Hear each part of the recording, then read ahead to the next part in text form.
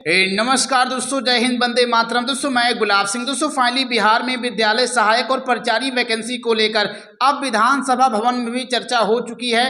Finally यहाँ पर दोस्तों विधानसभा भवन में जिन जिन मुद्दों पर विद्यालय सहायक और प्राचार्य वैकेंसी को लेकर बात हुई है, बहस हुई है, वो पूरा नोटिस सामने लेकर के आप सभी के समक्ष हम आ चुके हैं। यहाँ पर आप लोग दोस्तों देख पाएंगे, ये बिहार में विद्यालय सहायक और प्राचार्य वैकेंसी को लेकर दोस्तों नोटिस है। आप लोग जो स्क्रीन पर देख पा रहे होंगे, इसमें दोस्तों पोस्ट 6421 के बारे में जानकारी दी गई है। यहाँ पर लिखा गया है बिहार विद्यालय सहायक या विद्यालय लिपिक और विद्यालय प्राचार्य की बात की गई है। तो भी इस वीडियो के माध्यम से आप सभी को जानकारी ये देने वाले हैं कि आखिर बिहार विधानसभा का जो मानसून सत्र चल रहा है, इसमें विद्यालय सहायक और प्राचार्य वैकेंसी को लेकर किन किन मुद्दों पर चर्चा की गई है।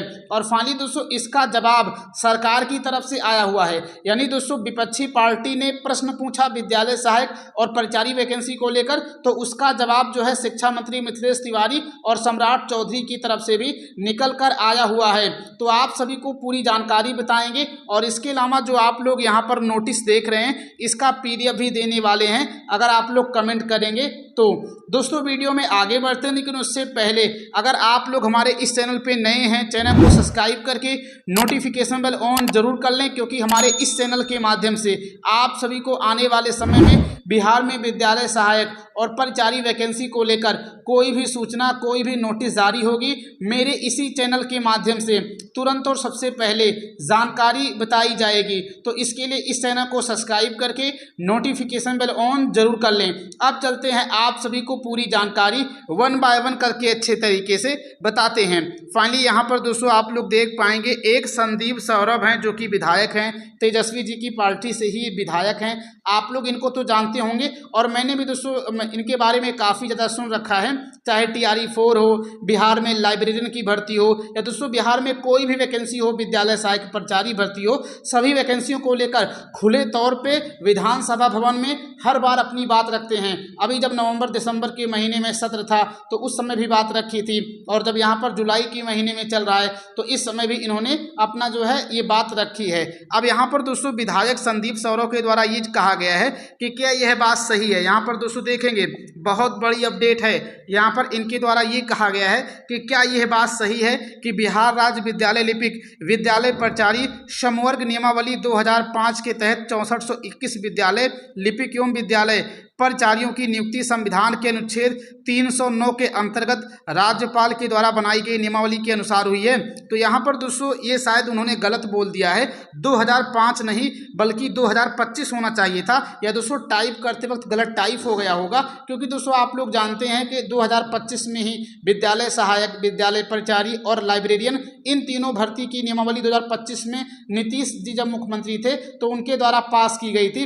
तो नियमावली 2025 के तहत नियुक्ति हुई है जिन जिन लोगों की बिहार विद्यालय सहायक और प्राचार्य पदों पर नियुक्ति हुई है।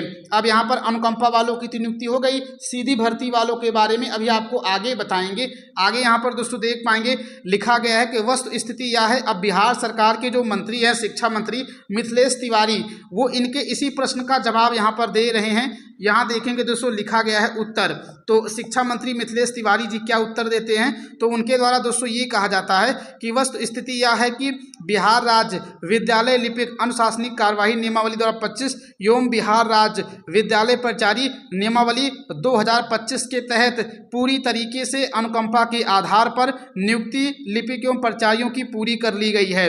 और यहाँ पर दोस्तों देखेंगे, यानी दोस्तों इनके द्वारा जो है 3 प्रश्न पूछा गया था। जो ये संदीप सौरभ जो कि विधायक हैं, इनके द्वारा 3 प्रश्न पूछा गया था और शिक्षा मंत्री मिथिलेश तिवारी ने इन तीनों प्रश्नों का जवाब केवल एक ही बार में दे दिया। तो पहले मैं आपको प्रश्न बता देता हूं, उसके बाद आप सभी को आंसर बताता हूं। तो पहले यहाँ पर मैंने आपको पहला प्रश्न बता दिया।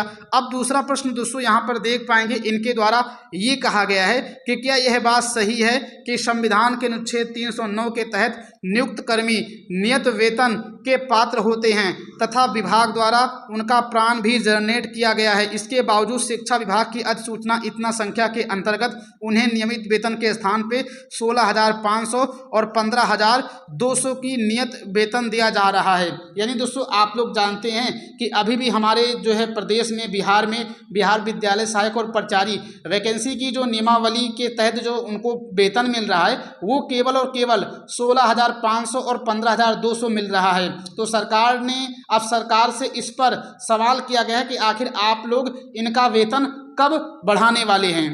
तो इस चीज़ को लेकर सरकार ने यहाँ पर जवाब दिया है, अभी बताएंगे। और तीसरा प्रश्न यहाँ पर देख पाएंगे, इसमें ये पूछा गया है कि यदि उपयुक्त खंडों के उत्तर स्वीकारात्मक हैं तो क्या सरकार उक्त विद्यालय लिपिकों एवं विद्यालय प्राचार्यों को अनुच्छेद 309 के अनुरूप नियमित वेतन के ग्रेड पे 1800 से लेकर 1900 अथवा समकक्ष वेतन स्तर का लाभ प्रदान करने का विचार रखती है या नहीं। तो यहाँ पर दोस्तों देख पाएंगे फाइनली मंत्री जी के द्वारा यही कह दिया गया है शिक्षा मंत्री ने कि जो हमने नियमावली अनुकंपा बहाली के तहत 2025 में कर ली है, अब उनकी जो है 2025 के नियमावली के तहत नियुक्ति हुई है और बिहार विद्यालय एवं विद्यालय प्राचार्य को वित्त विभाग की सहमति से विभागीय अधिसूचना पत्रांक संख्या इतना के अंतर्गत इतना वेतन जो है भुगतान किया जा रहा है। पुनः विभाग स्तर पर समीक्षा उपरांत उन कर्मियों के वेतन वृद्धि के संबंध में कार्यवाही प्रक्रियाधीन है। यानी दोस्तों मिथिलेश तिवारी जो कि शिक्षा मंत्री हैं उनके द्वारा ये जवाब दिया गया है कि आने वाले समय में आपका वेतन तो बढ़ाया जाएगा, लेकिन अभी जो है वो प्रक्रियाधीन है। अभी अपने अधिकारियों के माध्यम से वो रिपोर्ट मंगवा रहे हैं कि आखिर क्या वस्तु स्थिति है। दरअसल दोस्तों बात मैं आपको सच्चाई बता दूं, भले ये बात विधानसभा में उठ चुकी है, सरकार ने मान लिया है कि आपका वेतन कम है, लेकिन जब तक सीधी भर्ती की वैकेंसी पूरी तरीके से कंप्लीट नहीं होगी तब तक दोस्तों आप लोगों का वेतन नहीं बढ़ने वाला है। ये बात आप लोग मान लीजिए, मैं आपको डिमोटिवेट नहीं कर रहा हूँ बल्कि सच्चाई बता रहा हूँ, क्योंकि अभी भी सीधी भर्ती का नोटिफिकेशन करीब 6400 पदों पर आना बाकी है। और जब इतने पदों पर नोटिफिकेशन आएगा और बिहार कर्मचारी चयन आयोग नोटिफिकेशन जारी करेगा और नोटिफिकेशन जारी करने के बाद फाइनली दोस्तों क्या होगा कि जब आपका सिलेक्शन हो जाएगा, जैसे बिहार कर्मचारी चयन आयोग 2-3 साल में वैकेंसी कराता है, तो उसके बाद दोस्तों जब सीधी भर्ती के तहत जो लोग एग्जाम दे करके सिलेक्शन लेंगे, जब उन लोगों का सिलेक्शन हो जाएगा तब जाकर के दोस्तों ये मुद्दा और मजबूती के साथ पकड़ेगा, क्योंकि जो लोग एग्जाम देकर जाएंगे उनको दोस्तों 30-35 हज़ार वेतन मिलेगा आपसे ज़्यादा। तो जब ये लोग एग्जाम देकर के उसी पद पर सेम टू सेम काम कर रहे हैं, उनको ज़्यादा वेतन मिलेगा, तो जब आपको कम वेतन मिलेगा तो दोस्तों फिर ये मुद्दा हाईकोर्ट चला जाएगा और हाईकोर्ट में ये कहा जाएगा कि एक व्यक्ति ऐसा है जो सेम टू सेम काम कर रहा है तो उसे सरकार 30,000 दे रही है और हम भी सेम टू सेम काम कर रहे हैं तो सरकार हमें 16,000 दे रही है। तो दोस्तों हाईकोर्ट ये कहेगा कि आप बिहार सरकार को फटकार लगाएगा कि आखिर आप समान कार्य पर समान वेतन क्यों नहीं दे रहे हैं। और दोस्तों आप लोग भी जानते होंगे कि हमारे संविधान में आर्टिकल 38 या 39 में इस बात का भी जिक्र किया गया है कि समान कार्य के लिए सबको समान वेतन देना ही पड़ेगा। तो दोस्तों उसके बाद फिर बिहार सरकार सभी लोगों का वेतन बराबर कर देगी। तो इस तरीके से दोस्तों ये होने वाला है। तो जब तक सीधी भर्ती का नोटिफिकेशन नहीं आएगा या जब तक सरकार नहीं करेगी तब तक ये मुद्दा दोस्तों ऐसे ही चलता रहेगा। सरकार भले कुछ भी कह ले, लेकिन वस्तु स्थिति जमीनी हालात यही हैं।